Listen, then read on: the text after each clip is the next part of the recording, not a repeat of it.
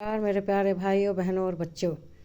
आज हम यह वीडियो एक ऐसे वृद्ध के बारे में बना रहे हैं जो कि बहुत लाचार है, विवश है और जिसने जीवन में बहुत दुख देखे हैं। उसके बावजूद भी वह अपने कर्तव्य को पूरा करता है और दुश्मन के बेटे की जान बचा देता है। ऐसी इंसानियत होती है पुराने ज़माने के वृद्ध लोगों में कि वे अपने कर्तव्य के सामने दुश्मन को भी माफ़ कर देते हैं। तो यह जाड़े के समय की कहानी है।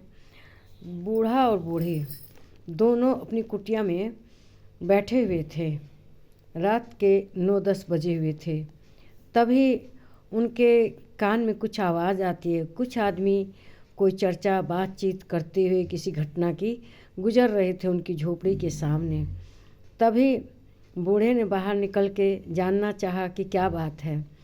तो उसे पता चला उन लोगों से बातें सुनकर कि जो शहर का नामी डॉक्टर है उसके बेटे को सर्प ने डस लिया।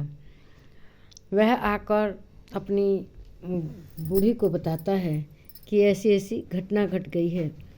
तो बूढ़ी एक बार कहती है, चलो अच्छा हुआ। एक बार वे लोग अपने बच्चे को लेकर गए थे डॉक्टर को दिखाने के लिए। बहुत हालत ख़राब थी, बहुत तेज़ तप रहा था, लड़का बेसुध था। उन्होंने डॉक्टर से अनुरोध किया बच्चे को देखने के लिए, लेकिन उन्होंने एक दृष्टि बच्चे पर नहीं डाली। डॉक्टर के उन्होंने पैर पकड़े, बहुत विनती की कि एक नज़र देख लीजिए बच्चे को, लेकिन डॉक्टर ने उनके बच्चे को नहीं देखा और वह उसे नज़रअंदाज कर देता था। बुढ़िया ने बहुत मेहनत की, बहुत उनसे दया की, प्रार्थना की, उनके पैर पकड़े, लेकिन डॉक्टर का दिल नहीं पसीजा। उसने बच्चे को एक नज़र भरकर नहीं देखा कि उसकी हालत कैसी है। वे लाचार विवश वापस लौट गए। अब वे दोनों बूढ़े बूढ़े ही थे, अब बच्चा उनके साथ नहीं था। एक बार बूढ़ी ने कहा, चलो अच्छा हुआ, आज पता चलेगा कि बच्चे की ममता क्या होती है, बच्चे का दर्द कैसा होता है, बच्चे का दुख कैसा होता है। तो उन्होंने सुना था कि आज बच्चे की सगाई होने वाली थी। उसके जिस लड़की के साथ शादी तय हो रही थी उसका भी पूरा परिवार वहाँ पर आया हुआ था और वे लोग लॉन में पार्टी वगैरह कर रहे थे। तभी किसी बहुत जहरीले सांप ने आके उस लड़के को डस लिया। लड़का किशोर आयु का था, अभी उसकी शादी की तैयारी चल रही थी। लेकिन जब बुढ़िया सुनती है तो वह यही कहती है, बच्चे का दर्द क्या होता है आज उसको पता चलेगा डॉक्टर को। उसने उनके लड़के को एक नज़र भर नहीं देखा था और उनको ठुकरा कर चिल्लात मार कर आगे बढ़ गया था। आज उसको पता चलेगा कि दुख क्या होता है, यही बूढ़ी कह रही थी। बूढ़ा भी हाँ में हाँ मिला रहा था। हाँ, बड़े लोगों के क्या पता दर्द ना होता हो, हम गरीबों को तो बहुत दुख होता है, लेकिन गरीब लोगों के क्या पता पैसा उनका दुख दूर कर देता होगा। लेकिन बच्चे का दुख तो दुख ही है। यही आपस में दोनों चर्चा कर रहे थे। लेकिन बूढ़ा भीतर ही भीतर सोच रहा था कि मैं जाकर एक बार उसको मंत्र से फूंक देता, उसको मंत्र से ठीक कर देता, क्योंकि उसने अपने जीवन में बहुत से लोगों की जान इस तरह से बचाई थी जिनको सांप ने डस लिया था। वह बड़े से बड़े जहरीले का सांप का जहर एकदम उतारने में दक्ष था। उसके मंत्र बहुत प्रभावशाली थे। उसकी जो क्रिया होती थी उस समय वह इतनी प्रभावशाली होती थी कि जो एकदम मरणासन है उसको भी जिंदा खड़ा कर देता था। उस वृद्ध में इतनी शक्ति थी।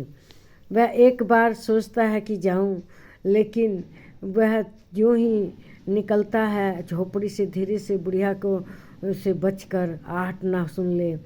तभी बूढ़ी की आंख जाग जाती है और बूढ़ी कहती है, कहाँ जा रहे हो?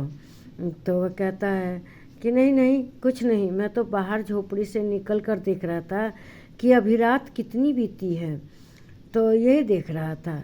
तो बूढ़ी उसे सावधान करती है कि खबरदार जाना मत, आज पता चलेगा पैसे वालों को कि बेटे का दुख क्या होता है। यही हुआ। फिर बूढ़ा आकर बूढ़ी के बगल में लेट जाता है। लेकिन जब उसको पता चलता है कि इसकी आँख लग गई है, नींद में आ गई है, तो वह फिर उठता है। लेकिन बूढ़ी सचेत थी, फिर बूढ़े को टोकती है, कहाँ जा रहे हो, जाने की ज़रूरत नहीं, चुपचाप लेट जाओ। बूढ़ा चुपचाप आकर फिर लौट जाता है, कहता है मैं पेशाब करने जा रहा था। इस तरह से वह बार बार प्रयास करता है कि किसी तरह से वहाँ पहुँच जाए, लेकिन बूढ़ी बार बार टोक देती थी।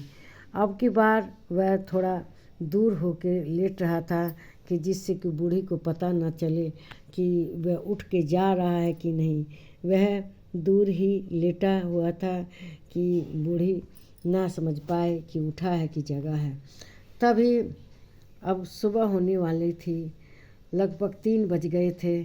तो बूढ़ा दौड़ के जाता है, तेज तेज कदम बढ़ाकर वहाँ जाकर कहता है, भीड़ को हटाता है, कहता है क्या हुआ क्या हुआ। वे कहता कुछ नहीं बचा, अब प्राण नहीं बचे हैं। तो तभी बूढ़ा जाता है, कहता एक बार मुझे दिखा दो। डॉक्टर साहब के पास जाता है, उनसे कहता है एक बार दिखा दो। डॉक्टर कहता है चलो इतने उपाय हुए, इनको भी दिखा लेते हैं। उन्होंने दिखाया। बूढ़े ने कहा पानी भरो, पानी भरने की व्यवस्था करो। घड़े पर घड़ा पानी भरकर आने लगा। बूढ़ा मंत्र पढ़ने लगा, बच्चे के ऊपर घड़ों से पानी गिराया जाने लगा। लगातार गिराते जा रहे थे, धार नहीं तोड़ी जा रहे थे।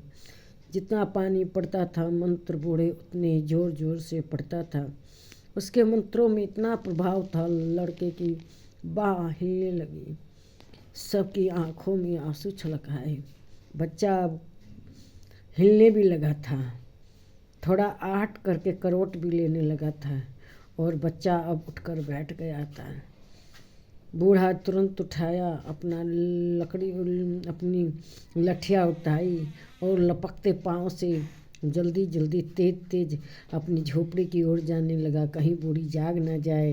वह इसी चिंता में था और लपक लपक कर जा रहा था। उसने तो अपने मंत्रों का प्रभाव दिखा दिया था। लड़के सब ढूंढने लगे कि बूढ़ा कहाँ है, लेकिन वह कहीं नहीं मिला।